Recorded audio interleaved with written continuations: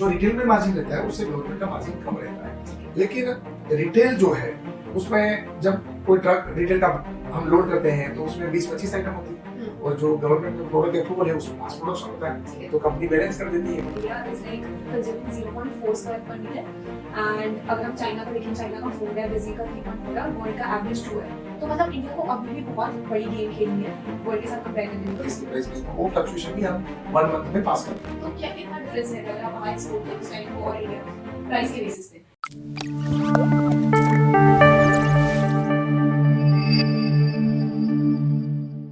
Hi everyone. Today we are at Asian Granito Limited in Ahmedabad. The company is into 3 products: ceramic tiles, marbles and sanitary ware. We are joined by Kamlesh Patel, who will discuss ins and outs of ceramic industry and how rapid urbanization presents a massive opportunity for home decor and furnishing sector. Thank you for joining us today. Thank you, madam. Sir, Welcome in our organization. thank you so much. This interview. Yes. Sir आपके business को discuss करने से पहले हम आपकी journey के बारे में डिस्कस करेंगे। आपने 1995 में कंपनी फॉर्म की करणवती ग्रुप एंड फिर आपने 2000 में एजीएन की, फिर आपने पब्लिक डेब्यू किया ऑन एक्सचेंजेस एंड आज ये 4th largest ceramic tile company है in India. Like you have increase your production base from 2500 square meter to today 1,65,000 square meter. तो आपकी जर्नी कैसी रही, आप हमें बताइए थोड़ा। Thank you, very good question. Just हमारा ईडर हमारा गांव है। आफ्टर एजुकेशन बीबीए कंप्लीट करने के बाद में हमने 1994 में एक छोटा सा यूनिट स्टार्ट किया। सिरामिक टाइल्स वहीं से हमने बनाना स्टार्ट किया और 2000 में एशियन की शुरुआत की। तो हम 2500 square metre per day production करते थे। इधर हमारा जो गांव है वो ग्रेनाइट का बेस था, नेचुरल माउंटेन थे, तो एशियन ग्रेनिटो मतलब ग्रेनाइट वर्ड्स के ऊपर से हमने एशियन ग्रेनिटो नाम रखा। ये हमारी जर्नी की एक शुरुआत हुई। समय के साथ में जैसे हमने फ्लोर टाइल्स का मैन्युफैक्चरिंग किया और 2003 में हमने वापस एक्सपेंशन किया। डे बाय डे डिमांड बढ़ी। 2004 में हमने विट्रीफाई टाइल्स की शुरुआत की और first time in Gujarat soluble salt हमने विट्रीफाई का बड़ा ह्यूज प्रोडक्शन लेके आए। 2008-9 में हमने क्वार्ट्ज का मैन्युफैक्चरिंग किया। 2008 में एशियन ग्रेनिटो पब्लिश हुई और कारवा चलता गया, प्रोडक्शन बढ़ता गया, प्रोफेशनल पर्सन कंपनी में जुड़ते गए और आज की तारीख में मैडम जस्ट 7000 एम्प्लॉय कंपनी में काम करते हैं और कंपनी के 235 एक्सक्लूसिव शोरूम है। 100 कंट्रीज में हम एक्सपोर्ट करते हैं। 14,000 हमारा टच पॉइंट है और 11 जगह पे हमारी ऑफिस है और 650 लोग हमारे मार्केटिंग में आज की तारीख में काम करते हैं।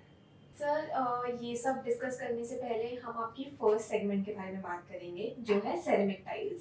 सेरेमिक टाइल्स अपने आप में बहुत ही बड़ी सेगमेंट आपकी, जैसे पॉलिश्ड है, पॉलिश टाइल्स हैं, ग्लेज्ड विट्रीफाइड टाइल्स है जीवीटी एंड वॉल टाइल्स है, फ्लोर टाइल्स है। तो आपने कैसे कैसे कौन से प्रोडक्ट से सबसे पहले स्टार्ट किया था एंड कैसे कैसे आपने ग्रेजुअली इंट्रोड्यूस करते गए आप प्रोडक्ट? हमारी जर्नी में सबसे पहले प्रोडक्शन सिरामिक प्रोडक्शन हमने स्टार्ट किया। सिरामिक फ्लोर टाइल्स और वॉल टाइल्स मोनोपोरोजा प्रोडक्शन हमने सबसे पहले स्टार्ट किया। डिमांड बढ़ता गया तो सिरामिक प्रोडक्शन के बाद में हमने सॉल्युबल सॉल्ट, उस टाइम विट्रीफाइड टाइल्स बोला जाता था और सॉल्युबल सॉल्ट की डिमांड अच्छी थी, उसको इम्प्रूव करते हुए हमने double charge vitrified double charge का प्रोडक्शन स्टार्ट किया और डबल चार्ज का प्रोडक्शन करने के बाद में हमने क्वार्ट्ज में मैन्युफैक्चरिंग किया, कंपोज में मैन्युफैक्चरिंग किया और लास्ट हमने जीवीटी प्रोडक्शन किया और ग्लेज विट्रीफाइड टाइल्स और ग्लेज विट्रीफाइड में प्रोडक्शन करते करते बड़ा स्लैब जो टाइल्स इंडस्ट्री में बोला जाता है बिग स्लैब, जहाँ साइज 6 फीट बाय 12 फीट की होती है, वो टाइल्स का मैन्युफैक्चरिंग किया। तो तो हमारी जर्नी जर्नी सिरामिक इंडस्ट्री से स्टार्ट हुई, विट्रीफाई और जीवीटी और बिग स्लैब। सर ये अगर मैं आपके रेवेन्यू की तरफ देखी तो आपका रेवेन्यू सेरेमिक टाइल्स और जीवीटी में बहुत इक्वली डिस्ट्रीब्यूटेड है। ये सेरेमिक टाइल और जीवीटी में फर्क क्या रहता है? सिरामिक टाइल्स वॉल टाइल्स हैं, और जो फ्लोर टाइल्स हैं उनको भी सिरामिक बोला जाता है। और जो जीवीटी प्रोडक्ट है, ग्लेज विट्रीफाई टाइल्स, तो दोनों में ग्लेज लगता है, लेकिन जो सिरामिक की प्रोडक्ट है उसका बाइक पर जब मैन्युफैक्चरिंग होता है तो मैन्युफैक्चरिंग के अंदर एक फ्लक्स और एक क्ले प्रोडक्ट, तो क्ले प्रोडक्ट का वजन उसमें ज्यादा होता है। जो सिरामिक प्रोडक्ट है उसमें मतलब 60% क्ले प्रोडक्ट है और 40%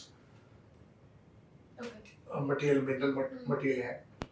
और जब जीवीटी बनाते हैं तो उसमें 60% मिनरल मटेरियल होता है और 40% क्ले प्रोडक्ट। तो केमिकल कॉम्पोजिशन का ही फर्क होता है, ज्यादा नहीं। और जो टेम्परेचर है, वो जो जीवीटी का टेम्परेचर है, जो विट्रीफाई टाइल्स का टेम्परेचर है, वो सिरामिक से मच थोड़ा ज्यादा टेम्परेचर होता है।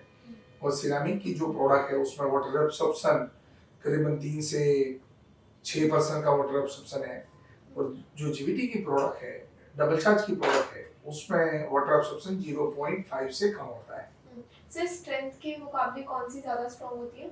डेफिनेट लॉन्ग ड्यूरेबल प्रोडक्ट और अपीयरेंस वाइज, ग्लोसी वाइज, और आज की तारीख की ज्यादा डिमांड वाइज देखा जाए तो जीवीटी प्रोडक्ट ही है। ठीक है, आप जीवीटी की तरफ ज्यादा डिमांड देख रहे हैं। हाँ सर जैसे और भी बहुत सारी टाइल्स के बारे में मैं पढ़ रही थी, anti bacterial, anti viral, anti static, तो क्या एजीएल ऐसी टाइल्स को प्रोड्यूस कर रही है? हम जो सिरामिक की प्रोडक्ट है उसमें एंटी बैक्टीरियल प्रोडक्ट हमने रखा है। जीवीटी की कुछ हमारी सीरीज है उसमें जर्म्स फ्री रखा है।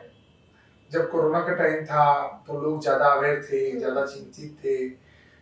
ओल्डर एज वाले लोग हैं या स्मॉल बेबीज हैं, तो उनके हेल्थ के रिगार्डिंग हमने वो प्रोडक्ट रखा था,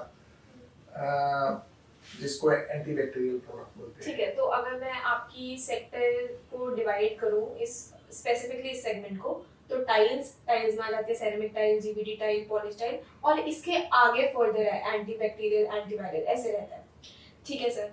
सर उसके बाद मार्बल और क्वार्ट्ज के बारे में बात करते हैं, वो आपका सेकंड सेगमेंट है। मार्बल और क्वार्ट्ज में फर्क क्या होता है? जो कंपोज मार्बल है वो कंपोज मार्बल कैल्साइट बेस है, हाँ जी। उसमें रेजिन ऐड किया जाता है, उसके बाद में उसका बड़ा ब्लॉक बनाया जाता है, फिर बड़े गैंसों से उसको कट किया जाता है और जो बड़ी साइज फॉर्मेट में उसको पॉलिश किया जाता है। और जो पॉलिश किया जाता है वो product just looking like natural marble जैसा लगता है। नेचुरल मार्बल की कंपैरिजन में उसकी कॉस्ट कम है। और जो क्वार्ट्ज है वो पर्टिकुलर सिंगल पीस मैन्युफैक्चरिंग होता है। और क्वार्ट्ज की जो प्रोडक्ट है उसमें क्वार्ट्ज मटेरियल, उसके अंदर रेजिन ऐड होके उसको कॉम्पैक्ट प्रेसिंग से क्वार्ट्ज प्रोडक्ट बनती है। Quartz product after diamond highest scratch resistance, मतलब उसकी स्ट्रेंथ है। तो जो क्वार्ट्ज प्रोडक्ट आज की तारीख में लोग किचन प्लेटफॉर्म, टेबल टॉप, तो उसमें यूटिलाइज करते हैं। और एक प्रीमियम सेगमेंट की प्रोडक्ट है, उसकी वैल्यू भी बाजार में ज़्यादा है। जैसे आज ग्रेनाइट है तो ग्रेनाइट में कुछ कलर आपको अवेलेबल मिलेंगे, लेकिन जो आर्किटेक्ट बेस्ड प्रोडक्ट में और नेचुरल कलर के साथ में कॉम्बिनेशन से क्वार्ट्ज प्रोडक्ट बनाया है और huge demand in A quartz. तो कंपोज मार्बल आज की तारीख में लॉबी है, पैसेज है, लिफ्ट के अगल बगल का एरिया है, डाइनिंग टेबल के एरिया है, फ्लोरिंग है, वो जगह पे कंपोज मार्बल यूटिलाइज होता है। और क्वार्ट्ज क्योंकि कॉस्टली है तो टेबल टॉप में, किचन टॉप में, विंडो सील में वो प्रोडक्ट यूटिलाइज होता है। सर जैसे मार्बल आज भी, मार्बल और क्वार्ट्ज दोनों जैसे आपने कहा लग्जरी प्रोडक्ट की तरह देखे जाते हैं, तो since you have been in this industry for 25 years, आपने कंजम्पशन पैटर्न चेंज होते देखा है डिमांड की तरफ से, कि लोग आज ज़्यादा डिमांड कर रहे हैं मार्बल एज कंपेयर टू जो 25 इयर्स पहले कर रहे थे? क्वार्ट्ज की जो प्रोडक्ट है उसकी डिमांड पहले की कंपैरिजन में बढ़ा है। और 2008-9 के अंदर मतलब क्वार्ट्ज के मुश्किल से एक दो प्लांट थे। आज की तारीख में इंडस्ट्री में 60 मैन्युफैक्चरिंग यूनिट है और डोमेस्टिक के अलावा वर्ल्ड में एक्सपोर्ट करते हैं। और वर्ल्ड के एक्सपोर्ट के लिए ये प्रोडक्ट प्रूवन प्रोडक्ट है और आर्किटेक्ट बेस्ड प्रोडक्ट है, इंजीनियरिंग प्रोडक्ट है। तो आर्किटेक्ट ये प्रोडक्ट ज़्यादा प्रेफर करता है किचन टॉप में और टेबल टॉप में। तो सर एजीएल ज्यादा मार्बल प्रोड्यूस करते हैं, क्वार्ट्ज और मार्जिन का क्या फर्क रहता है इसमें? कंपोज मार्बल का जो हमारे पास में 7 है और जो हमने सेटअप किया था 2008-9 में तो एज इट इज सेटअप है। लेकिन हमने क्वार्ट्ज में समय के साथ में 3 मैन्युफैक्चरिंग यूनिट किए हैं, 3 लाइन किए हैं। मतलब 2009 में किया, 2013 में किया और अभी रिसेंट हमारी जो लाइन है वो 2022 में आई है, 22-23 में आई है। तो हमारे पास में 3 मैन्युफैक्चरिंग यूनिट है। ठीक है सर, अगर हम सिर्फ यूजेबिलिटी पॉइंट ऑफ व्यू से देखें, प्राइस एक बार को इग्नोर कर देते हैं क्योंकि मार्बल ऑब्वियसली ज़्यादा एक्सपेंसिव है टाइल से, तो क्या मार्बल एक परफेक्ट सब्स्टिट्यूट है टाइल्स का?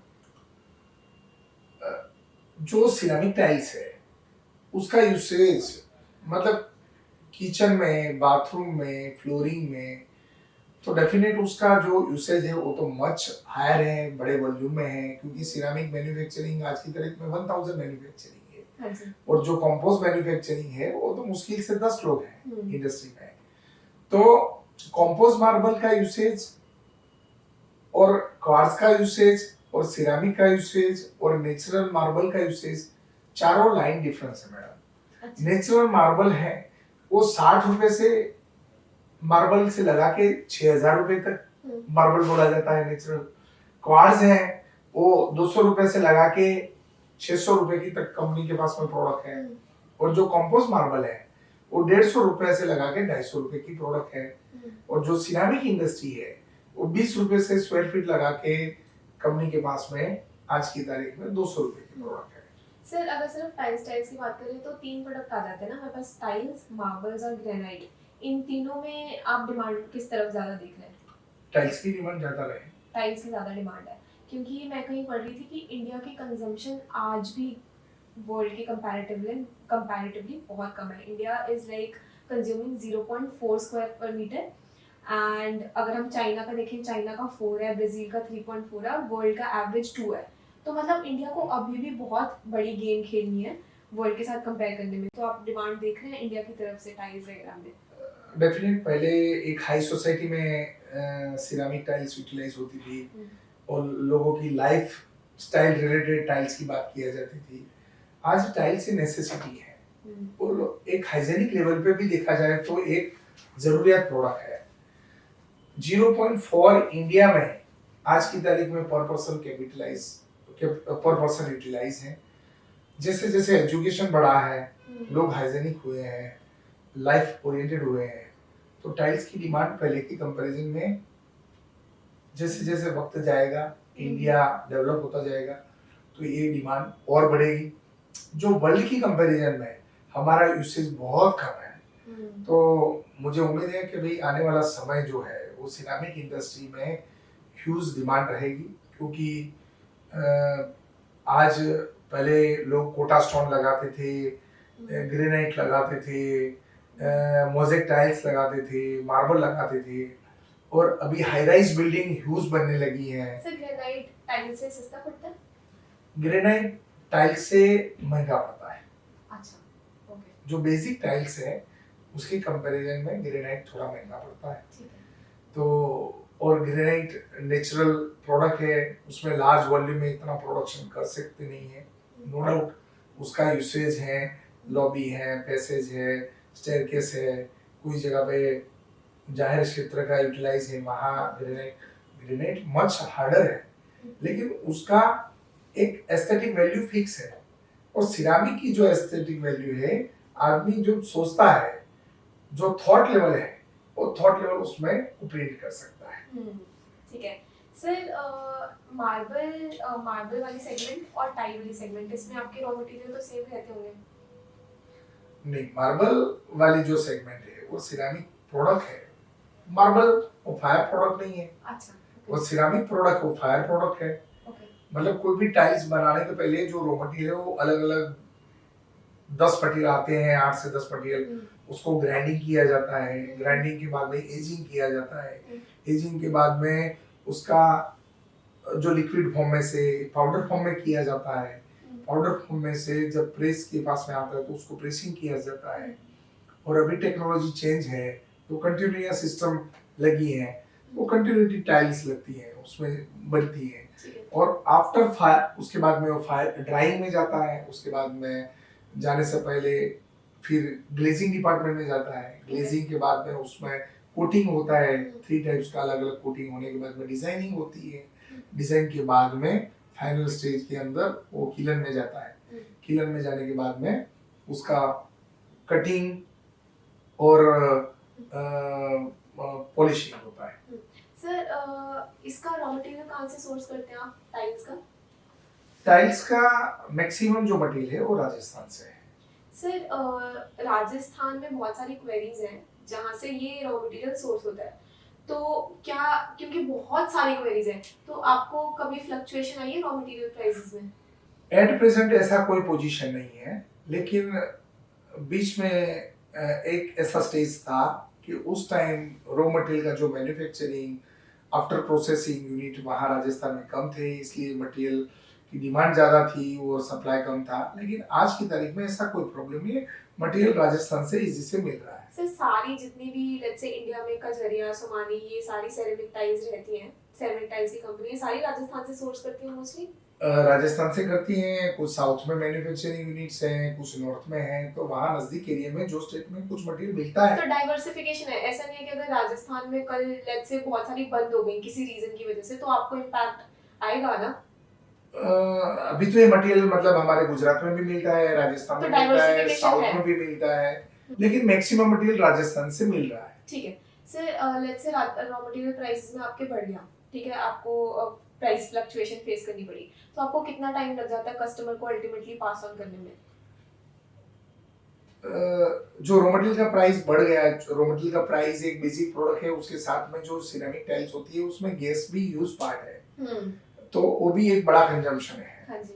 तो रॉ मटेरियल का प्राइस बढ़े तो वो पहले से अपने को इन्फॉर्म करते हैं, और वो इन्फॉर्म करने के बाद में हम वो प्राइस मार्केट में हम भी इन्फॉर्म करते हैं। कितना टाइम लग जाता है? तो मोटा मोटी 1 मंथ में पास ऑन हम कर सकते हैं। उसी तरह से गैस का प्राइस है, तो गैस का प्राइस भी जो प्राइस इंटरनेशनल वॉर की वजह से या कोरोना के टाइम में भी वो प्राइस फ्लक्चुएशन काफी रहा गैस के प्राइस में, तो वो फ्लक्चुएशन भी हम 1 मंथ में पास करते हैं। लेकिन जो छोटा करेक्शन है 2 से 3% या 5%, तो इंटरनल कोई ना कोई जगह पे अपने को प्राइस सही करना पड़ता है, एडजस्ट करना पड़ता है।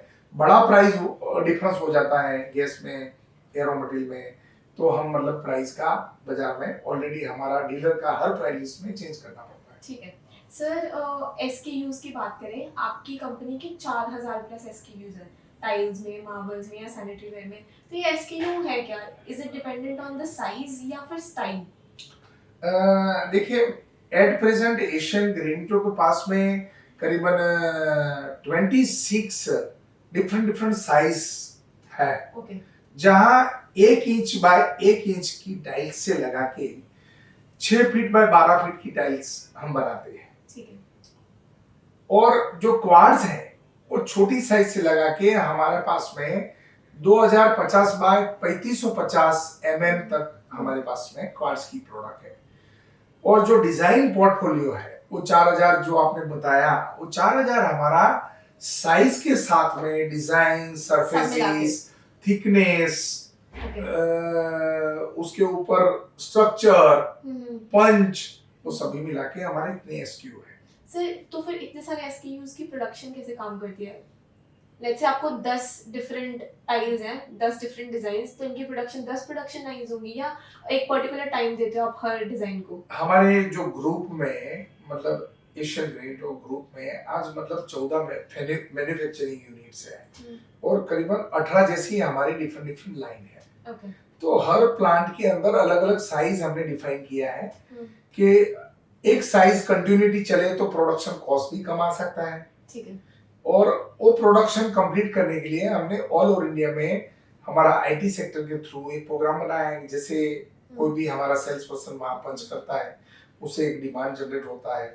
वो डिमांड से पता लगता है कि कौन सी प्रोडक्ट ज़्यादा चलती है, कौन सी साइज ज़्यादा चलती है, कौन से प्लांट को ये प्रोडक्ट देना चाहिए, कहाँ आउटसोर्सिंग। हम आज की तारीख में हमारे इतने यूनिट है तो भी हम आउटसोर्सिंग करवाते हैं, तो आउटसोर्सिंग में कौन सा प्लांट में से वो प्रोडक्ट लेना है, वो एक सिस्टमिक ऑर्गेनाइजेशन मास प्रोडक्शन करने से पहले आप थोड़ा सैंपल प्रोड्यूस करते हो और डिमांड के बेसिस पे उसको मास प्रोड्यूस करते हो। राइट, कोई भी चीज होता है तो उसके पहले उसको सैंपल तौर पे हम ट्रायल एरर करते हैं। वो ट्रायल में बाजार, हमारा सेल्स पर्सन, हमारा जो प्रीमियम डीलर है, उनका सजेशन भी लेते हैं वो प्रोडक्ट के बारे में। और जब वो प्रोडक्ट हम रखते हैं तो पहले सैंपलिंग के बाद में जो डिमांड आती है वही कंटिन्यू प्रोडक्शन करते हैं। सर इन एसकेयूज में मार्जिन का डिफरेंस रहता है आपका? हर प्रोडक्ट के अंदर मार्जिन डिफरेंस है। मतलब एक बेसिक प्रोडक्ट हो गया कल, मतलब उसका प्राइस एक डाउन लेवल हो गया तो कंपनी ऑर्गेनाइजेशन नई प्रोडक्ट नई सोच के साथ में कुछ रखते हैं तो उसमें हम प्रीमियम चार्ज करते हैं। ठीक है सर, जैसे आपने कुछ चेंज हो गया जैसे आपने बोला, तो होम डेकोर और फर्निशिंग इंडस्ट्री बहुत ही डायनामिक है, स्पेशली इन टाइम्स में। आज किसी को कोई और डिजाइन चाहिए, कल क्या पता ट्रेंड चेंज हो जाए तो कोई और डिजाइन चाहिए। तो आप डिजाइन कैसे इंट्रोड्यूस करते हो, कितना टाइमलाइन लगती है आपको नए इंट्रोड्यूस करने के लिए? पहले एक समय था कि जहाँ डिजाइन बहुत कम थी और वो डिजाइन लंबा समय तक चलती थी, लेकिन आज की तारीख में डिजिटल मार्केटिंग के अंदर और जब मोबाइल की दुनिया है तो लोगों का टेस्ट भी इतना फास्ट फॉरवर्डिंग होता है, तो हमारी continue production team Italy, Spain, China, अलग अलग कंट्री में घूमती रहती है और वहाँ से जो डिजाइन सिलेक्शन करती है, नया डिजाइन, मार्बल लुक है या कोई स्ट्रक्चर डिजाइन है या कोई फिनिशिंग चेंज है, तो वो लुक आफ्टर करने के बाद में प्रोडक्शन वाले लोग मार्केटिंग वाले को दिखाते हैं। उसके बाद में हम सिलेक्शन करते हैं कि ये प्रोडक्ट ये प्राइस के साथ में मैच होगा, इतना प्रीमियम अपने को मिल सकता है, आप प्रोडक्शन करो। तो सर जैसे आप न्यू डिजाइन्स और स्टाइल्स इंट्रोड्यूस करते रहते हैं तो पुराने बहुत ज़्यादा रिडंडेंट भी होते होंगे, तो अब कितना टाइम लगता है आपको पुरानी प्रोडक्शन निकालने में, मतलब पुराने वाली इन्वेंट्री जो जिसकी डिमांड बिल्कुल बची नहीं है? तो प्रोडक्शन शेड्यूल के हिसाब से हम करते हैं। जैसे हमारे पास में जो प्रोडक्शन शेड्यूल आता है तो हमारा बेस रहता है कि इतना प्रोडक्शन कंटिन्यूटी चलाना है। अच्छा। लेकिन उसके बाद में भी कुछ प्रोडक्ट है तो वो स्लो मूविंग प्रोडक्ट है, ऐसे करके भी हम धीरे धीरे उसका प्राइस कम करके या वो लॉट पर्टिकुलर को डीलर को देके हम वो सॉर्ट आउट करते हैं। हाँ, जो आपकी 2 सब्सिडीज हैं उनमें डिसकंटिन्यूएशन का कोई प्रॉब्लम आया था ना लास्ट क्वार्टर के आपकी रिजल्ट्स में इम्पैक्ट आया था Amazon वगैरह वाली राइट। क्या था उसमें से? Amazon में मैडम हमारा जो नॉर्थ गुजरात प्लांट था और नॉर्थ गुजरात प्लांट में हम पहले पार्किंग टाइल्स और फ्लोर टाइल्स बनाते थे। समय के साथ में जीवीटी की डिमांड बढ़ी और हिम्मतनगर का हमारा जो टाइल्स का प्लांट था वो भी मैन्युफैक्चरिंग, हम उसमें वॉल टाइल्स बनाते थे। तो जैसे मोरबी हमारा क्लस्टर में कंपनी का ऑन प्रोडक्शन जैसे बढ़ा तो हमने ये प्लांट मैन्युफैक्चरिंग करना बंद किया, तो उसका जो स्टॉक था वो धीरे धीरे हम वो डिजाइन के साथ में लिक्विड करना पड़ा, तो उससे थोड़ा प्राइस रियलाइजेशन अपने को कम मिला। ओके, तो इसीलिए वो सब्सिडी से हमें लॉसेस हुआ। सर क्योंकि हम एसक्यूज की बात कर रहे हैं, सर आपका अगर क्लाइंट बेस देखें तो क्लाइंट बेस बहुत वेरिड है, जैसे IIM Ahmedabad, airport authority, pizza हट, तो ये इनकी डिजाइन्स डिमांड बहुत डिफरेंट है। तो आप कैसे इन इंडस्ट्रीज को केटर करते हो डिजाइन्स और स्टाइल्स में? हमारा मार्केटिंग स्टाइल में हम मतलब एक हमारी रिटेल टीम है, एक हमारा प्रोजेक्ट नेटवर्क है, एक गवर्नमेंट टीम है और एक की अकाउंट टीम है। तो ये चारों टीम है जो ये आपने जो नाम सजेस्ट किए वो हमारे की अकाउंट में आते हैं। ठीक है। तो बड़े प्रोजेक्ट हैं वहाँ, आज रेमंड हो या पिज़्ज़ा हट हो या जियो हो, रिलायंस हो, टाटा हो, एयरपोर्ट अथॉरिटी हो, IIM हो, तो हर जगह पे आर्किटेक्ट जो सजेस्ट करता है वो प्रोडक्ट हमारे पोर्टफोलियो में होता है, तो उस सिलेक्शन का एक चांस मिलता है। तो जैसे आप उनको कैटलॉग दिखा देते हो अपना कि हमारे पास लेट्स से ये 10 डिजाइन हैं, वो सिलेक्ट करते हैं और फिर आप उनकी मास प्रोडक्शन करते हो। राइट। अगर उनको कोई स्पेशल डिजाइन चाहिए तो उसका भी क्राइटेरिया है कि भाई ये स्पेशल डिजाइन है तो उसकी क्वांटिटी हमको कितने मिलेगी, ओके, और कितने टाइम में अपने को खत्म करना है। तो अपने पहले से मिले तो कंपनी को वो चीज में बेनिफिट है, चाहे ब्रांड वैल्यू से चाहे मास प्रोडक्शन से, तो कंपनी वो कॉल लेती है। सर कोई गवर्नमेंट प्रोजेक्ट्स किए हैं हमने, क्योंकि सेरेमिक टाइल में सबसे ज़्यादा डिमांड गवर्नमेंट की तरफ से आ रही है। इंफ्रा कंस्ट्रक्शन, प्रधानमंत्री Awas Yojana and smart cities जो गवर्नमेंट बना रही है, तो इसके लिए गवर्नमेंट बहुत ज़्यादा फोकस कर रही है रियल एस्टेट पे। तो are we tying up with government for these projects? Right, government की बहुत सारी स्कूलों में हमने काम किया है, हॉस्पिटलों में, एम्स में हमने काम किया है, प्रधानमंत्री आवास योजना में हमने काम किया है। और आज की तारीख में गवर्नमेंट का ह्यूज डिमांड है जो इंफ्रास्ट्रक्चर जो गवर्नमेंट पे फोकस कर रही है।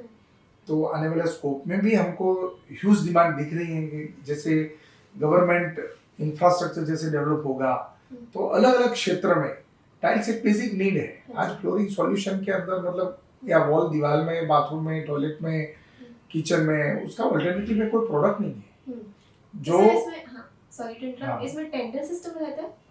टेंडर सिस्टम रहता है। तो आप जैसे लेट्स से 2-3 कंपटीटर्स ने टेंडर के लिए कम्पीट किया, तो किस बेसिस पे गवर्नमेंट सेलेक्ट करती है? प्राइस या कैसे?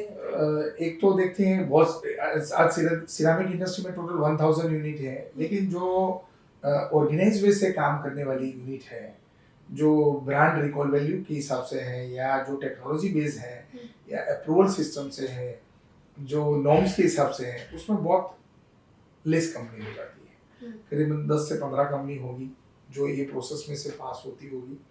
उसके बाद में जब गवर्नमेंट में कोई ह्यूज डिमांड होती है तो वो भी लोग देखते हैं भी इसका प्रोडक्शन ज़्यादा है, क्या प्राइस से वो वर्कआउट कर सकते हैं, और ये कंटिन्यूटी अपने को कोई प्राइस में बड़ा डिफरेंस आता है तो भी वो सप्लाई कर पाएंगे। तो उसमें वो टेंडर का सिलेक्शन में से प्राइस भी एक रहता है, लेकिन वो सिलेक्शन का पार्ट है और उसमें से हम सिलेक्ट होते हैं। गवर्नमेंट प्रोजेक्ट्स पे हम वैसे फोकस कर रहे हैं ज़्यादा लेने में। गवर्नमेंट में हमारा एट प्रेजेंट करीबन ऑल ओवर इंडिया में 22 लोग हैं और गवर्नमेंट का इस साल भी हमने नियरेस्ट काफ़ी अच्छा टारगेट लिया है। मार्जिन्स अच्छे रहते हैं इसमें? जो रिटेल में मार्जिन रहता है उससे गवर्नमेंट का मार्जिन कम रहता है, ठीक है। लेकिन रिटेल जो है उसमें जब कोई ट्रक रिटेल का हम लोड करते हैं तो उसमें 20-25 आइटम होती है और जो गवर्नमेंट में प्रोडक्ट अप्रूवल है उसमें मास प्रोडक्शन होता है, तो कंपनी बैलेंस कर देती है। जैसे सेम एक्सपोर्ट में करते हैं, एक्सपोर्ट में कंटेनर एक डिजाइन का एक कंटेनर जैसे लोड होता है तो कंपनी बैलेंस करती है, भाई गवर्नमेंट में से इतनी रेवेन्यू मिलेगी, रिटेल में से इतना मिलेगा, प्राइस में वहाँ थोड़ा ज्यादा मार्जिन है, इधर कम है, लेकिन ग्रुप का मार्जिन ओवरऑल मेंटेन हो, सस्टेन हो, उसके लिए प्रयत्न करती है। पेमेंट में कभी प्रॉब्लम आई है गवर्नमेंट प्रोजेक्ट्स में या सही रहती है? नहीं, अभी तक प्रॉब्लम नहीं है। ठीक है सर, ये सिंस इतने सारे एसकेयूज है, इनकी इन्वेंटरी कैसे मैनेज करते हैं हम?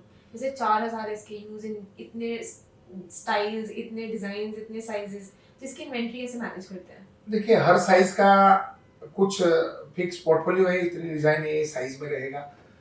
उसके बाद में 80-20 को रेशियो है, जो 80% जो डिमांड है 80% डिमांड है वो 20% की प्रोडक्ट का है, क्योंकि वो बेसिक प्रोडक्ट है, जो लाइट कलर है, जो ग्रे स्टोन है, जो ज्यादा चलने वाली है, जो मेंटेन फ्री है, डीलर को भी इन्वेंटरी रखना इजी है। तो हमारा 100% जो पोर्टफोलियो है उसमें 20% जो ऐसी प्रोडक्ट होगी जो 80% मार्केट कवर करती है, तो हम वो ध्यान में रखते हैं। तो 80-20 रेशियो से हम हमारे प्रोडक्ट एसक्यू मेंटेन करते हैं। सर जैसे रिटेल स्टोर्स की अगर बात करें, क्या कुछ स्पेसिफिक प्रोडक्ट्स हैं आप जो रिटेल स्टोर्स को भेजते हैं?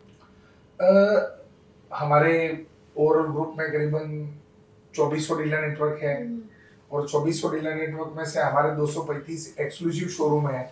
जो एक्सक्लूसिव शोरूम है वहाँ तो कंपनी का जो जितनी प्रोडक्ट है उसमें फास्ट मूविंग आइटम हमने वहाँ डिस्प्ले किया है, हम डीलर के साथ में वो जुड़ते हैं। लेकिन जो एक्सक्लूसिव शोरूम है उसके अलावा भी जो हमारे साथ में जो डीलर जुड़े हैं उनको वहाँ हम जो प्रोडक्ट डिस्प्ले करते हैं या सैंपलिंग करते हैं, तो जो फास्ट मूविंग वाली आइटम है वहाँ ज्यादा प्रमोट करते हैं। ठीक है सर, लेट्स से अगर मैं किसी स्टोर पे जाती हूँ, आपका उसके पास एजीएल की टाइल्स है और लेट्स से उसके पास 10 डिजाइन है एजीएल के, बट उसने मुझे कैटलॉग दिखाया जिसमें आपके सारे एसकेयूज हैं। अगर मेरे को एक पसंद आ गया जो उस स्टोर के पास नहीं है, तो क्या मैं पहले ऑर्डर प्लेस करूंगी फिर आप उसको मास प्रोड्यूस करोगे, कैसे चलता है ये? डीलर के पास में डेफिनेटली कंटिन्यूटी प्रोसेस है। डीलर के पास में जो स्टॉक किया है उसमें कुछ न कुछ आइटम तो कम होगी। आपने जो सिलेक्शन किया है तो डीलर क्या करेगा, वो वापस कंपनी में पूछेगा, उसके पास में भी एक लिस्ट रहता है कि ये प्रोडक्ट कंटिन्यूटी वाली प्रोडक्ट है, तो फिर वो उस टाइम ऑर्डर ले लेगा कंपनी से, जो कस्टमर है उससे थोड़ा बुकिंग अमाउंट ले लेगा और उसके बाद में कंपनी में ऑर्डर देगा। कंपनी भी बोलेगी कि भाई ये प्रोडक्ट हमारा शेड्यूल ये तारीख प्रोडक्शन आ रहा है, आपको इतने दिन में प्रोडक्ट मिलेगी, तो उसके बी श्योर उसके बाद में एंड कस्टमर को चीज बोल देते हैं। कितनी देर में इन्वेंटरी पूरी टर्नओवर हो जाती है हमारी?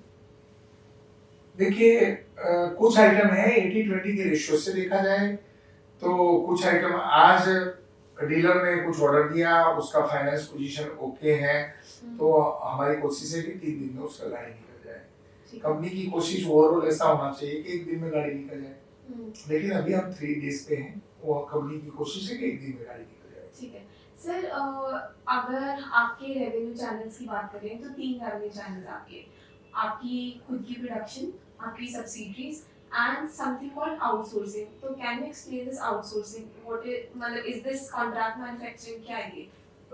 देखिए मैडम, हमने 2500 स्क्वायर मीटर से स्टार्ट किया था, आज हम 1,65,000 मीटर प्रोडक्शन कर रहे हैं, तो बेच रहे हैं, कहने का मतलब।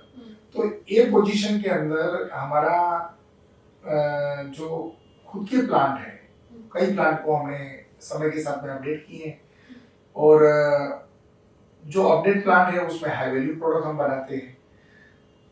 कुछ हमने जेवी किया है या आने वाले समय में हमारे साथ में जुड़ रहे हैं, ऐसे प्लांट में कुछ प्रोडक्ट साइज हमने डिफाइन किए हैं, और कुछ प्लांट में आउटसोर्स कॉन्ट्रैक्ट किया है, जिससे हमारी टेक्नोलॉजी, हमारे डिजाइन, हमारा एक एसओपी उनको दिया है, भाई यही क्वालिटी पैरामीटर के साथ में हम आपसे मटेरियल लेंगे और इतनी क्वांटिटी में लेंगे। तो तीसरा पार्ट है आउटसोर्सिंग, जिसमें हमारे प्लांट के अंदर हाई वैल्यू प्रोडक्ट बनती है, तो कुछ प्रोडक्ट कॉमन मास प्रोडक्शन वाली प्रोडक्ट है या लो वैल्यू प्रोडक्ट वाली है, हम आउटसोर्सिंग भी करवाते हैं। ठीक है, तो आउटसोर्सिंग मतलब आप किसी ब्रांड के लिए नहीं कर रहे हैं, आप बाहर हम से किसी के पास में जॉब वर्क करवाते हैं। ठीक है सर, ये अगर डिस्ट्रीब्यूटर, आपके अगर सेल्स चैनल की बात करें तो इसमें आपका डिस्ट्रीब्यूटर डीलर आ जाता है, ठीक है, आपके खुद के स्टोर्स एंड फ्रेंचाइजी। तो for every 22 franchisee you have one store. क्या आप फ्यूचर में अपने खुद के एक्सक्लूसिव स्टोर्स एक्सपैंड करने की सोच रहे हैं?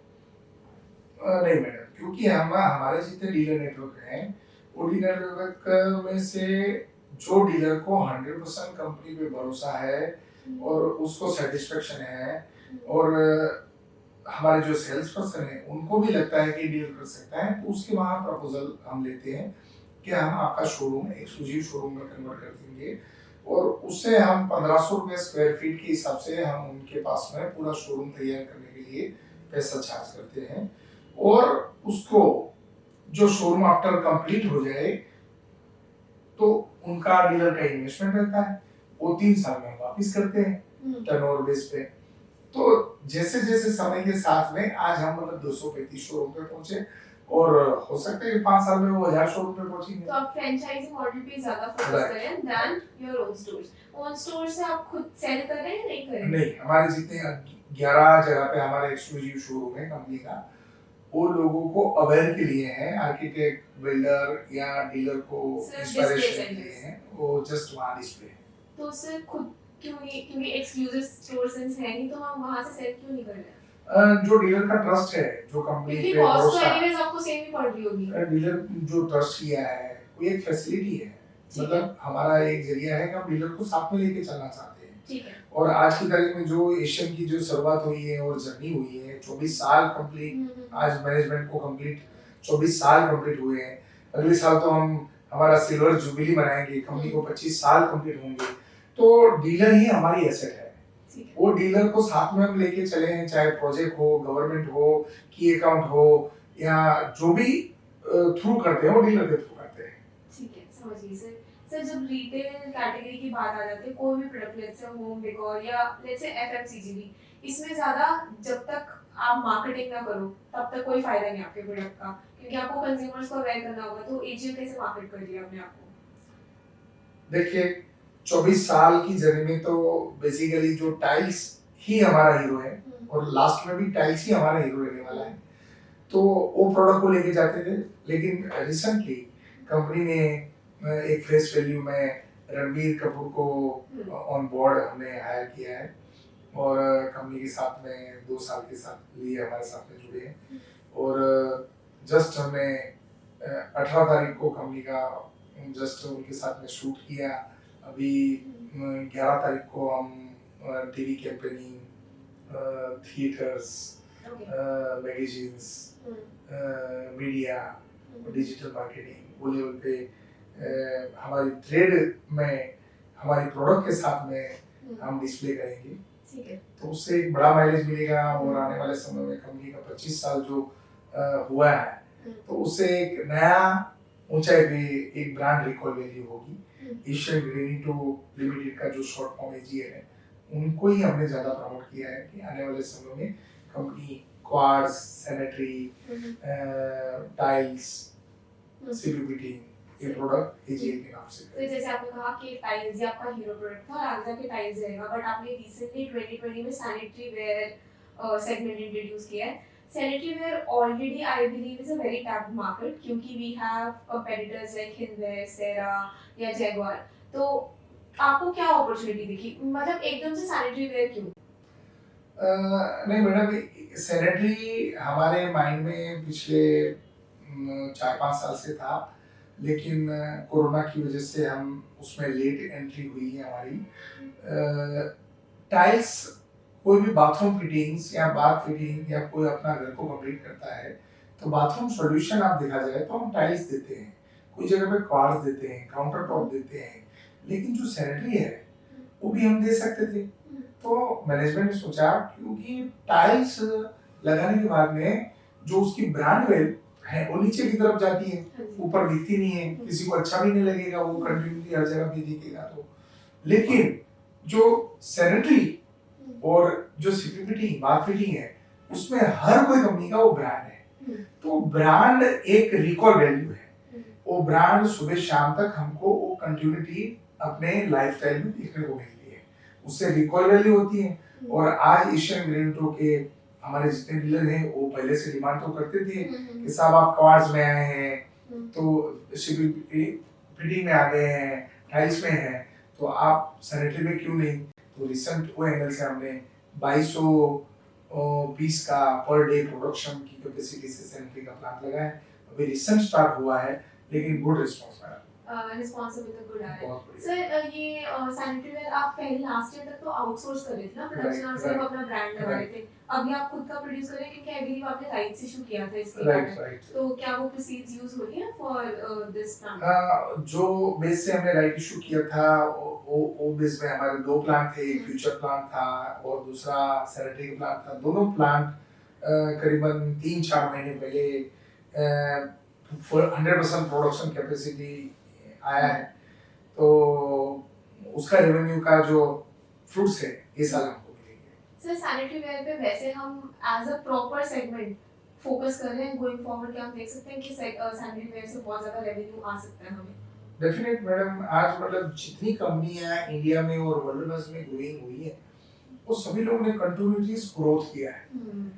हमने कभी वो एंगल से फोकस ही नहीं किया था। आज हमने मतलब 24 साल की जर्नी में पहली दफा हम सैनिटरी में आए हैं मैन्युफैक्चरिंग में, तो डेफिनेट हमारे लिए वो ओपन है। हम उसकी उम्मीद रखते हैं कि भाई 2030-31 तक वहाँ हम 300 करोड़ की रेवेन्यू से हमारा बेंचमार्क वहाँ पहुंचेगा। अभी कितना रेवेन्यू है? अभी लास्ट ईयर हम मतलब 32 करोड़ तक पहुंचे, मतलब 37 करोड़ तक पहुंचे। 10x देख रहे हैं आप नेक्स्ट 6-7 इयर्स में। क्योंकि खुद का मैन्युफैक्चरिंग यूनिट हो गया इसलिए कंपनी ज्यादा कॉन्फिडेंट है। सर ये मार्जिन्स का फर्क रहता है इसमें सेरेमिक टाइल और अगर मार्बल से कंपेयर करें तो सैनिटरी वेयर में ज्यादा मार्जिन्स है? देखिए सबसे पहला मार्जिन हमारा इंडस्ट्री में देखा जाए तो क्वार्ट्ज इंडस्ट्री में है। सेकंड कंपनी का मार्जिन है तो बाथ फिटिंग और सैनिटरी में है, और तीसरा मतलब हमारा टाइल्स इंडस्ट्री बोला जाए। तो सर सैनिटरी वेयर को हम एक वैल्यू एडिशन की तरह देख सकते हैं? डेफिनेट एक ब्रांड रिकॉल वैल्यू है कंपनी की, और जितना माल मटेरियल बिकेगा इतनी ब्रांड रिकॉल वैल्यू रहेगी और सैनिटरी में एक प्रीमियमनेस पोजीशन होगी। डीलर जितना जुड़ते हैं उसमें कोई प्राइस की वजह से वो स्टॉप नहीं होता है, उसको बेस्ट सर्विस कैसे देते हैं, कस्टमर को आफ्टर यूटिलाइज कंप्लेन सॉल्विंग हम कैसे करते हैं। ठीक है। तो ये चीज कंपनी ने किया है। आज करीबन हमारे पास में मार्केटिंग में 50 लोग हैं, बैक साइड में सपोर्ट के लिए करीबन 20 लोग हैं, तो करीबन 70 लोगों की हमारी टीम रिसेंट हमने स्टार्ट किया है। सर जैसे मैंने बोला कि ऑलरेडी बहुत कम्पिटिटिव मार्केट है, तो क्या हम प्राइस पॉइंट से डिमांड को देख लें? एक सेगमेंट है, एक ऑलरेडी जितनी इंपोर्टेड और फॉरेन की कंपनियां हैं वो एक प्रीमियम पोजीशन में है। उसके बाद में जो सालों से इंडिया में मैन्युफैक्चरिंग करते हैं वो सेकंड पोजीशन में है, और जो हमारे जैसे 3-4 यूनिट अभी इंडस्ट्री में टाइल्स वाले जो आए हैं वो थर्ड पोजीशन में है। लेकिन ये नहीं, उसके बाद में भी लोग, उसके बाद में बहुत सारा लो प्रीमियम वाले लोग हैं, तो हम मतलब अपर से नीचे वाला पोजीशन में है। लेकिन जैसे जैसे जाएगा समय जाएगा तो हमारा लेवल भी एक लेवल से ऊपर जाएगा। ठीक है सर, जैसे आपने कुछ टाइम पहले बताया था जो आपका 30% रेवेन्यू आउटसोर्सिंग से आ रहा है, वो कॉन्ट्रैक्ट मैन्युफैक्चरिंग नहीं है, आप दूसरे प्लांट से अपने लिए मैन्युफैक्चर कर रहे हैं। बट सर अगर आपकी खुद की कैपेसिटी यूटिलाइजेशन देखें दैट इज अराउंड 50%, ठीक है, तो हम दूसरों से क्यों करा रहे हैं जबकि हमारे पास प्लांट्स हैं, तो why are we not focusing on our plants? देखिए मैडम, हमने पिछले साल जो क्वार्ट्ज के लिए अमेज़न सिरामिक में प्लांट का मैन्युफैक्चरिंग किया, वो 4 महीना हुआ है उसको फुल फ्लेश प्लांट आने में। फ्यूचर सिरामिक का प्लांट में उसका 6 महीना हुआ है, और सैनिटरी के में प्लांट में हमको 3 महीना हुआ है। तो ये जितने प्लांट है उसका प्लांट का 100% यूटिलाइज ये साल मिलेगा। तो जो अंडर यूटिलाइज प्लांट है, क्योंकि कोई भी प्लांट बनाते हैं तो उसको सेट होने में, कमर्शियल प्रोडक्शन करने में, डिजाइन सेटिंग में थोड़ा टाइम जाता है। तो ये पोजीशन में हमारे तीनों प्लांट की रेवेन्यू 100% ये साल मिलेगी। तो जो हमारा 49% आपको जो स्टेप दिखता है वो हमारे प्लांट में 85 से 90% प्लांट यूटिलाइज मिलेंगे। ठीक है सर, जैसे अभी आप 2 प्लांट्स कैपिटल एक्सपेंशन में 2 प्लांट्स आप नए सेटअप कर रहे हो, फ्यूचर सेरामिक्स आपकी 2 इंडस्ट्रीज है और एजीएल सैनिटरी वेयर, ठीक है, और आपने अपनी एनुअल रिपोर्ट में लिखा था कि these plants would be enough to cater demand for next 3 years। तो नेक्स्ट 3 इयर्स को लेके, नेक्स्ट 3 इयर्स को अगर हम कंसीडर करें, क्या हम 100% कैपेसिटी यूटिलाइजेशन देख सकते हैं? डेफिनेटली। तो 3 साल पहले ही मतलब हमारा पोजीशन ऐसा होगा कि मतलब हम 90% से 95 या 100 या उसका प्लांट के अंदर भी हम हाई वैल्यू कैसे प्रोडक्ट, प्रीमियम प्रोडक्ट कैसे बना सके। तो उसी तरह से हम मतलब 3 साल का एक थॉट लिया था कि कोई भी प्लांट है उसका 3 साल एक जेन्युइन बोला जाता है कि उसका सेटअप में 100% पोजीशन सेटअप में, पाइपलाइन कंप्लीट होने में, डीलर नेटवर्क बढ़ाने में इतना टाइम जाता है। लेकिन हमको गुड रिस्पांस, मतलब फर्स्ट हमने 4-5 महीने से जो प्लांट हमने किया, प्लांट का प्रोडक्ट हमने देखा और मार्केट में लोगों ने उनको जाना, तो ओवरऑल मुझे लगता है कि इस साल ही हम मतलब हमारा जो पोजीशन है मेंटेन कर लेंगे। ठीक है sir, coming to your exports, आपका 13% रेवेन्यू एक्सपोर्ट से आता है, तो आप कैसे बाहर एक्सपोर्ट करते हैं? Like is it by a distributor dealer या you have your own exclusive store, और do you plan to open your? Definitely madam, just हमारा 15% ओवरऑल रेवेन्यू में से 15% एक्सपोर्ट होना चाहिए था जो लास्ट ईयर था। लेकिन जो इंटरनेशनल रेड सी की पोजीशन वजह से एक्सपोर्ट का जो कंटेनर फ्रेट चार्ज ज़्यादा हो गए, उससे एक्सपोर्ट की डिमांड कोई ना कोई एंगल से एशियन को हिट हुई है। तो उसी वजह से हमने 13% एक्सपोर्ट रेवेन्यू जनरेट किया है। लेकिन मुझे उम्मीद है कि ये साल ऐसा कोई प्रॉब्लम, जो प्रॉब्लम थे वो सॉल्व हो गए हैं, और वो सिरामिक इंडस्ट्री की टोटल 55,000 से 60,000 करोड़ की इंडस्ट्री में से 20,000 करोड़ का तो एक्सपोर्ट है। तो ओवरऑल 30% से ज्यादा एक्सपोर्ट रेवेन्यू है। और वर्ल्ड वाइज में देखा जाए तो सबसे बड़ा प्रोडक्शन पहले एक समय ऐसा था कि इटली और स्पेन था, फिर उसके बाद में चाइना था, और आज एक मौका ऐसा है कि जो इंडिया का डे बाय डे एक्सपोर्ट बढ़ता रहा है, और इंडिया आज ए लेवल पे है। कंपनी हम 13% में है, लेकिन हमारी जो इंटरनल स्ट्रेटेजी है या हमारे जो मैन पावर बढ़ा रहे हैं और वर्ल्ड के रेवेन्यू में जाके हम मतलब नया नया सेक्टर ओपन कर रहे हैं, तो ये एशियन ग्रेनिटो को आने वाले समय में हम 20% पे ले जाएंगे एक्सपोर्ट। सर जैसे आपने 20% बोला क्योंकि इंडिया सेकेंड लार्जेस्ट प्रोड्यूसर और कंज्यूमर है सेरेमिक टाइल्स का एंड ग्लोबली 16% प्रोडक्शन इंडिया की तरफ से होती है बट जब हम एक्सपोर्ट करते हैं तो इंडिया का average price is very low as compare to other exporting countries it's just $3.3 per square meter तो क्या कितना डिफरेंस रहता है अगर आप बाहर एक्सपोर्ट करो स्टाइल को और इंडिया को प्राइस के बेसिस पे? देखिए मैडम, जनरली क्या होता है, इंडिया के अंदर जो प्रोडक्ट डोमेस्टिक मार्केट जाती है तो उसमें पूरा, जैसे मैंने 26 SKU बताए, हाँ जी। वो पूरा डोमेस्टिक मार्केट में भी जाता है। लेकिन इंटरनेशनल मार्केट में जहाँ थोड़ा गैप है, चाइना की कंपैरिजन में, स्पेन की कंपैरिजन में, इटली के कंपैरिजन में, वो प्रोडक्ट ज्यादा डिमांड में है। तो वहाँ ज्यादा प्रोडक्ट कौन सा जाता है, तो 600-1200 जो GVT की प्रोडक्ट है वो मैक्सिमम प्लांट, मतलब वो प्रोडक्ट एक्सपोर्ट होता है। उसी तरह से सिरामिक वॉल टाइल्स में देखा जाए तो 300/600 की प्रोडक्ट एक्सपोर्ट होता है। ये दो प्रोडक्ट जो सबसे ज्यादा पहले स्टार्ट हुआ था गल्फ कंट्री के बाद में अफ्रीकन कंट्रीज और उसके बाद में यूरोपियन कंट्रीज, और आज ऐसा स्टेज आया है कि हम USA तक माल बेचते हैं। तो हमारी जो प्रोडक्ट साइज है उसकी वजह से हमको लगता है कि भाई हमारा जो एक्सपोर्ट एवरेज है वो 3.3 के नियरेस्ट है। लेकिन जो प्रीमियम प्रोडक्ट है उसके प्लांट डोमेस्टिक मार्केट में करीबन 2 साल से ही इम्प्लांट हुए हैं। तो लोगों ने अभी वो प्रोडक्ट को बढ़ सकता है। और हम जो प्रोडक्ट अभी बेचते हैं वो कंटेनर जो बेचते हैं, जो 3.3 वाली प्रोडक्ट भी बेचते हैं और $25 वाली प्रोडक्ट भी बेचते हैं।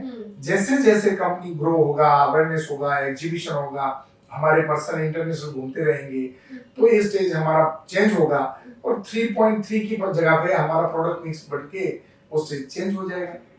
क्योंकि अभी एक्सपोर्ट्स की, सिंस आपने यूएसए की बात की, आई रिमेम्बर रीडिंग कि 2020 तक यूएसए सबसे ज्यादा इंपोर्ट करता है सेरेमिक टाइल्स दुनिया में और 2020 तक सबसे हाईएस्ट स्पॉट चाइना का था। इंडिया से वो कुछ लेता भी नहीं था बट सिंस चाइना और यूएसए की जब से ट्रेड वॉर स्टार्ट हुई है, India has gained that share in the pi.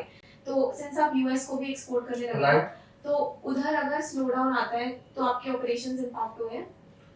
At present तो हम ग्रेजुअली देखते हैं 3 साल में यूएस में डिमांड बढ़ी है, नो डाउट। कोई कंस्ट्रक्शन में रुकावट यूएस में आई है तो उसकी सबसे पहले इफेक्ट चाइना को हुई है या दूसरे कंट्री स्पेन और इटली को हुई है। और सिमिलर प्रोडक्ट, उससे मच बेटर प्रोडक्ट आज की तारीख में इंडिया में बनने लगी है। तो डे बाय डे यूएस का एक्सपोर्ट बढ़ा है और मैं मानता हूँ कि आने वाले समय में भी हमारा जो एरिया है यूएस एक मेजर मार्केट होगा। जैसे हमने गल्फ कंट्री और यूरोप कंट्री एक्वायर की है, उसी तरह से यूएसए भी होगा। सर एज अ कंपनी आप किन एक्सपोर्ट्स मार्केट पे फोकस कर रहे हो, किधर आपको डिमांड ज्यादा दिख रही है? अभी at present madam USA base है, यूरोप है, इटली है, इजराइल है, तुर्की है, वियतनाम है, इवन मलेशिया, इंडोनेशिया और अफ्रीकन कंट्रीज, सभी कंट्रीज में हमारा 100 कंट्रीज में हमारा एक्सपोर्ट है। तो मार्जिन्स का फर्क रहता है?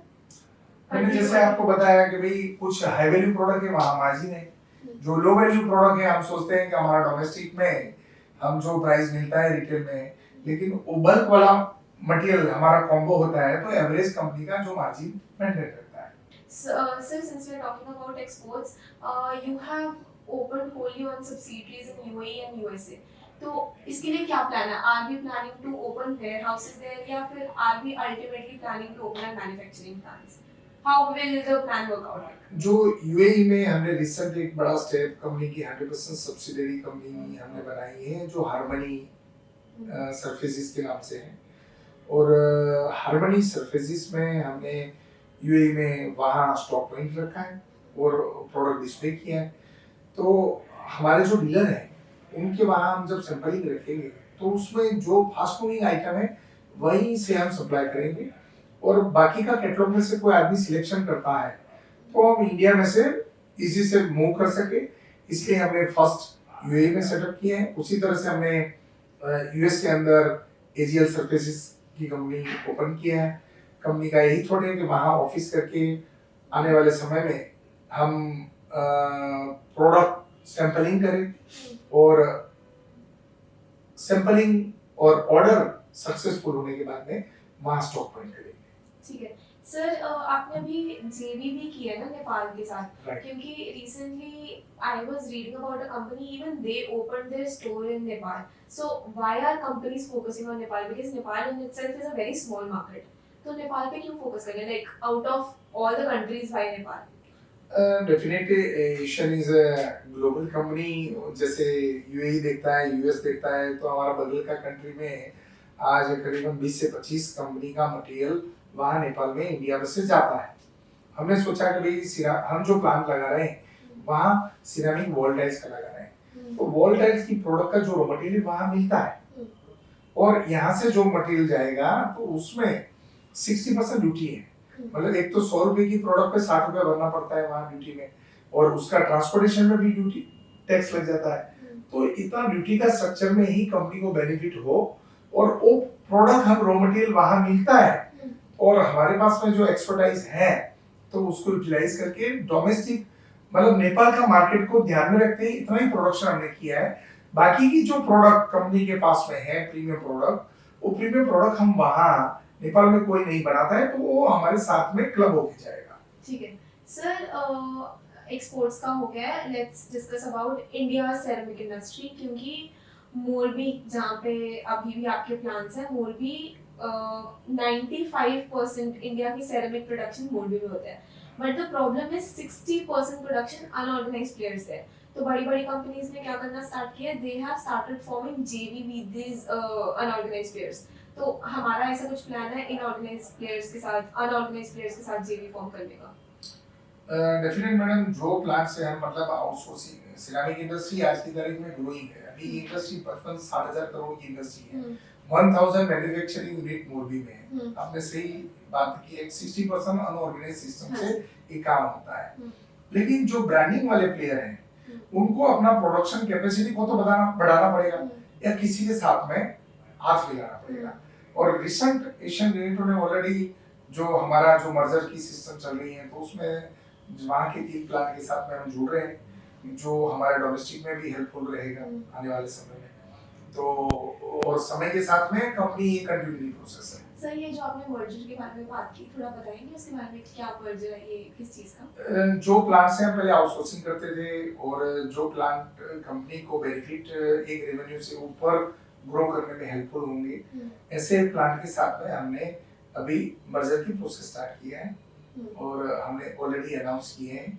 जैसे सभी परमिशन मिल जाती है तो वो प्लांट जो मैन्युफैक्चरिंग होगा वो 100% एजीएल का होगा और वो एजीएल को ही रिप्रेजेंट करेगा और एजीएल ब्रांड के लिए काम करेगा। ओके सर, अगर सिर्फ सेरेमिक टाइल की डिमांड की बात करें, सिंस रूरल डिमांड बहुत ज़्यादा आ रही है इंडिया में, रूरल इकोनॉमी इज ग्रोइंग, तो are you seeing the demand from rural sector और अर्बन सेक्टर? क्योंकि अर्बन सेक्टर अभी 34% है इंडिया में, 34% से वो 40% तक ग्रो होगा, जबकि सेरेमिक टाइल का है कि 6 बिलियन इंडस्ट्री, $6 बिलियन से वो $9 बिलियन तक जाएगी, दैट इज 8% केगर।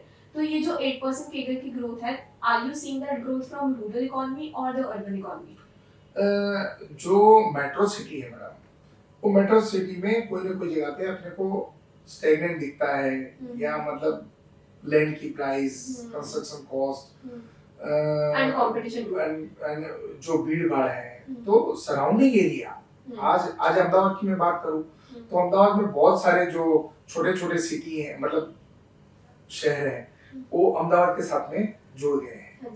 तो जो ए सिटी नहीं लेकिन बी सिटी में मैं ज्यादा डिमांड देखते हूँ और सी जो टाउन है वहाँ उनकी लाइफस्टाइल भी इम्प्रूव हो रही है, तो वहाँ भी पहले की कंपैरिजन में ग्रो ज्यादा है। तो आज तक हम ए और बी में जाते थे, एशियन सी में टच नहीं करते थे, लेकिन आज एशियन ग्रेनेटो को मतलब एक विजन के साथ में जाना है कि 2030-31 में कंपनी 6000 करोड़ टच करने के लिए जा रही है और वही मिशन से कंपनी आगे बढ़ रही है। तो ए, बी और सी कोई भी डिपार्टमेंट हमारे लिए छोटा नहीं है। कंपनी की रेवेन्यू जहाँ मिलती है, चाहे गवर्नमेंट हो, की अकाउंट हो, एक्सपोर्ट हो, डोमेस्टिक हो या रूरल हो, तो कंपनी वो रेवेन्यू पे मतलब पहुंचना चाहती है। सर, कंस्ट्रक्शन इंडस्ट्री पे बहुत ज़्यादा डिपेंडेंट है आपकी टाइल इंडस्ट्री, और कंस्ट्रक्शन इंडस्ट्रीज का यूजुअली Q2 स्लो रहता है because of monsoon, in projects हो नहीं पाते हैं। तो सेरेमिक टाइल में भी ऐसा कुछ रहता है कि आपका Q2 यूजुअली स्लो रहता है?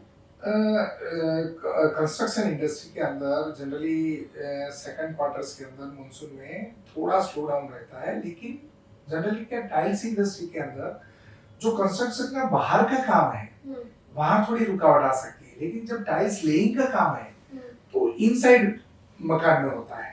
तो बहुत सारे बिल्डर और रेसिडेंट प्रोजेक्ट में हमने देखा है कि जो इंटीरियर काम है, टाइल्स लगाने का काम है, वो मानसून में भी होता है। नो डाउट वो स्लो डाउन होता है, 2-3% का डिफरेंस रहता है। फर्स्ट क्वार्टर की कंपैरिजन में स्लो डाउन रहता है। ठीक है सर, एक लास्ट क्वेश्चन। इंडियन लोग, अगर मैं सिर्फ इंडियंस की बात करूं, तो इटालियन मार्बल से बहुत ज्यादा ऑब्सेस्ड रहते हैं कि इटालियन मार्बल बहुत ही प्रीमियम प्रोडक्ट देखा जाता है। क्या फर्क होता है इस इटालियन मार्बल में?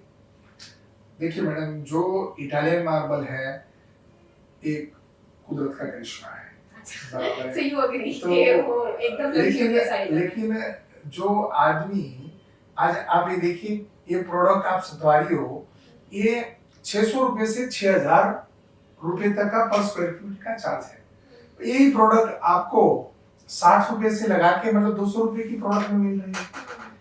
मतलब एक तो ड्यूरेबिलिटी है, स्ट्रेंथन है, वाटर एब्सॉर्प्शन नहीं है, लगाने में इजी है, हाई राइज बिल्डिंग है, तो वहाँ बिल्डर भी कैलकुलेशन करता है कि भाई स्ट्रेंथ लेवल और लोड बेयरिंग सिस्टम वो भी ध्यान में रखता है, कोई फंगस नहीं है, बैक्टीरिया फ्री है। तो जॉइंट, नो डाउट मार्बल के अंदर जॉइंट दिखते नहीं है, टाइल्स के अंदर जॉइंट दिखते हैं, लेकिन उसको लोग बीच में 5 mm की गैप रख के भी लगाते हैं। और इसीलिए जो एस्थेटिक वैल्यू है, यही प्रोडक्ट हमने मतलब उस पे डेवलप करने की कोशिश किया है। और पिछले 20 साल के अंदर टेक्नोलॉजी में बहुत सारा बदलाव आया है कि हम नेचुरल फिनिश के नजदीक हमारी प्रोडक्ट को कैसे ले जाए। इसीलिए आज हम मतलब 1,65,000 स्क्वायर मीटर टाइल्स डेली बेच रहे हैं। Sir, thanks a lot for coming on this series. I learned a lot from you. Thank you so much. Thank you, madam. Thank you. So I had some financial questions related to HL. Your PAT margins and EBITDA margins fluctuated a lot last year. PAT margins even turned negative. So what were the reasons behind it? Yeah, so there is a specific reason for reduction in the EBITDA and the PAT margin. We have taken a conscious call to write off our old receivables to the tune of around 30 crores. So this is a one-off items that we have taken the hit in the balance sheet, and as a prudence accounting policy, we have decided to write off, which we are carrying since last 3-4 years on account of Corona and other crises. That has been written off in the books of accounts. So that's why the EBITDA as well as the PAT margins are negative last year. But if you look at our 9 months number till date, we have turned already into positives, and we have a reasonable EBITDA and PAT margins in this 9 months results. So from quarter perspective, can we see these margins turn positive in the coming quarters? Yes, definitely. Now going forward, we see that our margins will remain into this territory. So I was looking at your balance sheet. You have negative inventory. Why are we piling up the inventory? Is it because we are not able to sell the product, or we have a lot of order book? See, we also have a lot of order book in terms of domestic market and international markets, and that's why we decided to keep ready inventory so that we can ship to the customer at a shorter notice. Okay. So power and gas contributes 10% to your expenses, and due to fluctuation in gas prices, it has, I believe, hit your margins too. But some companies in this industry are shifting to propane. Are you planning to do something like this to mitigate the risk of gas price fluctuation? See, power and fuel is almost 10 to 12% to our cost if you compare our total cost. And due to this Ukraine-Russia war, due to geopolitical issues recently, the gas prices are fluctuating. So as done by all industries players, we also decided to shift to the propane. In fact, we have installed propane gas facility in almost all our plants at Morbi. and this has also started resulting in a reduction in the cost, which may be in the range of 2 to 2.5% reduction Okay. we will see in this coming quarters. So is propane abundantly available in India? That's why we are seeing this 2 to 3% shift. Yeah, it's a price. There is a price gap as well as the availability of the Okay. propane is there. So Okay. that's why we are seeing this reduction. So as Kamlesh sir said that you are focusing more on achieving the 90% capacity utilization mark, and at the same time you have said that you want to achieve 15% volume growth. Can these go hand in hand? Yeah, definitely, because that's the reason the company has already set up a couple of new plants at Morbi. We have done a couple of right issues for setting up new plants, and we have ramped up the capacity. And those plants are come on board last year, and in fact the full utilization of plant will come into this financial year. So we are very much confident of achieving this 90%, at least 85% plus capacity as well as the 15% volume growth. Okay, these were all it. So EBITDA margins, sir, can we see 10% plus EBITDA margins going forward as your competitors are in this range only? 10% EBITDA margin would be, we can say after 2-3 quarters, but at least we are seeing at least 7 to 8% EBITDA margin and 5%. Right now They are at 5 to 6%. Okay. We are seeing it around 8% EBITDA So margin. 200 to 300 basis point Yeah. increase. And in terms of PAT margin, currently we are at 2.5%, which may go up to 5%. So this 6,000 crore revenue number that you are targeting, by which year can we see this revenue potential? Yeah, this we are seeing by financial year 2030. In 6 years? Yeah, 6 years timeline. And we have a roadmap for that. We have done one scheme of arrangement where we are bringing some outsourcing plants under the GL umbrella. Okay, merger, yes. Yeah, merger. So that's why the certain turnover will come into the GL books. Plus this increase in the capacity utilization, which will also give us the boost. We are also setting up multiple subsidiaries in foreign markets, which are also going to be boost to our top line. So we Sir, are very hopeful to achieve these numbers in the next 5 to 6 years Okay. timeline. So this 6,000 crore revenue number, which segment do you see most contribute to this number? Is it ceramic tiles or sanitary ware, the recently introduced one? See, I think it will ceramic tiles because sanitary ware has a limitation. In how? Because sanitary ware, whatever the plant and the capacity that we have, and if we take even if we take from the Morbi market, there has to be some limitations to that growth. So in sanitary ware, what we are seeing is it would be roughly go up to 400-500 crores in the next 4 to 5 years. But definitely the growth 10 to will, 12x growth. yeah, and definitely the growth will come from the tile segment only. So you did rights issue for the sanitary ware plant, and until now you were outsourcing the production, but now you have done in-house manufacturing. So this sanitary ware, the raw material is steel, right? No, it's a clay. Oh, okay. Clay, and you are sourcing this raw material from? We are sourcing from Rajasthan quarries. There is a Okay. lot of material So available same in as Rajasthan. ceramic tiles Yeah, only. same as. Okay, that is all it. Do you want to cover anything else? That is all it. Okay. Thank you so much, sir. Thank you for coming on the series.